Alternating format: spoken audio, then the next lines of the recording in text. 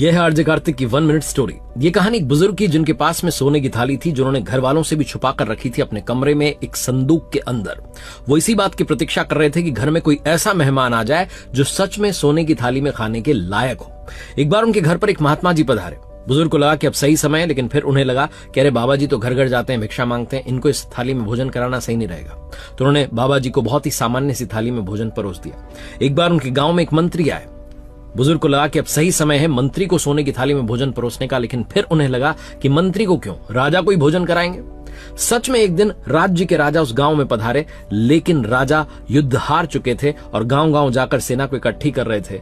जब बुजुर्ग के घर आए और भोजन परोसने की बारी आई तो बुजुर्ग को लगा कि सोने की थाली इनके लिए नहीं है, क्योंकि ये तो युद्ध हार चुके हैं। कोई ऐसा राजा जो युद्ध जीता हो, जिसका पराक्रम हो, उसको भोजन कराया जाएगा। इसी थॉट के साथ उन्होंने उस थाली को वहीं छुपी रहने दिया, बाहर नहीं निकाला और कुछ दिनों बाद बुजुर्ग की मृत्यु हो गई। समय बीत जाने के साथ साथ वो थाली काली पड़ गई।